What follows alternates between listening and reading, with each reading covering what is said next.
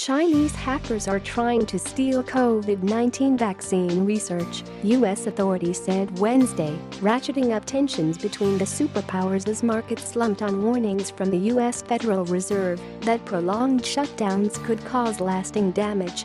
Europe, meanwhile, pushed ahead with plans to gradually reopen for summer tourism, even as fears persist of a second wave of infections in the pandemic that has forced more than half of humanity behind closed doors in recent months. With some countries scrambling after a fresh surge in cases and the global death toll exceeding 294,000, the World Health Organization, who warned that the virus may never go away. There is no proven therapy for COVID-19.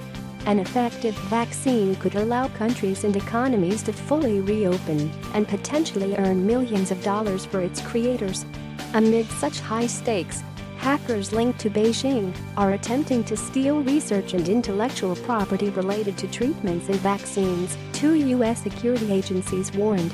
China's efforts to target these sectors pose a significant threat to our nation's response to COVID-19, the FBI and the Cybersecurity and Infrastructure Security Agency, CISA, said. Neither agency offered evidence or examples to support the allegation. Washington, which has confirmed almost 1.4 million U.S. cases of the virus and more than 84,000 deaths, has increasingly blamed Beijing for the outbreak that first emerged in China late last year.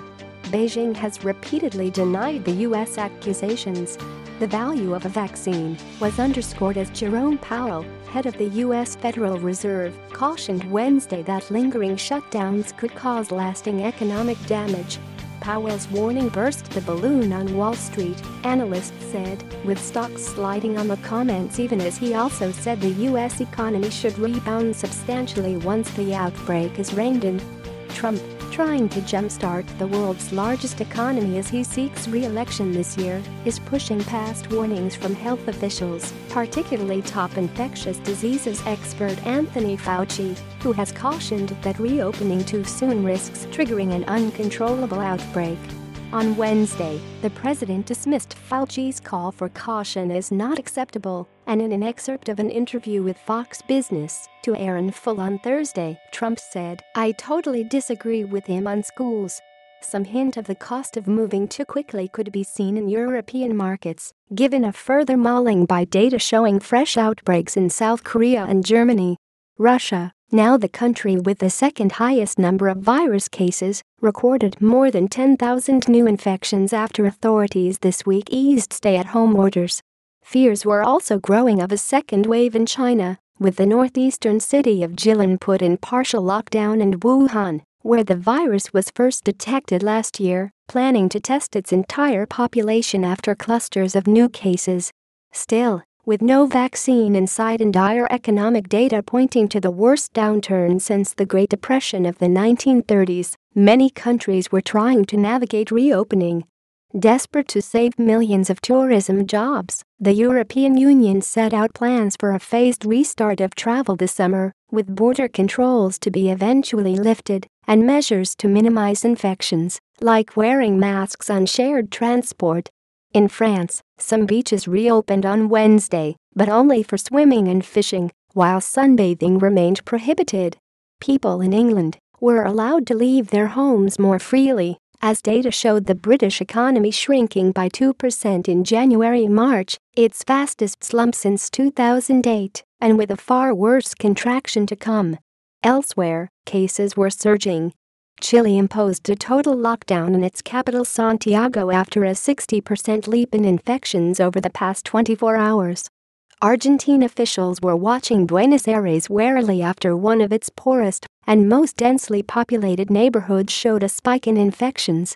Water had been cut off in Villa 31 for 8 days. Brazil is emerging as a new global hotspot despite President Jair Bolsonaro dismissing the pandemic as a little flu.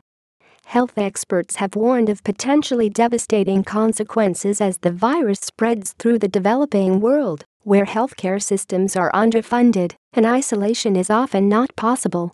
In northern Nigeria, fears that the virus is spreading have seen hospitals shut their doors to the sick.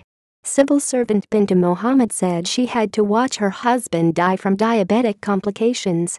"The 4 private hospitals we took him to refused to admit him for fear he had the virus," she said. But there were stories of hope, including 2 centenarians who survived the virus. In Spain, 113-year-old Maria Brañas fought off the illness during weeks of isolation at a retirement home, where several other residents died from the disease. And in Russia, 100-year-old Pelagea Poyarkova clutched a bouquet of red roses as she was discharged from a Moscow hospital after her own recovery.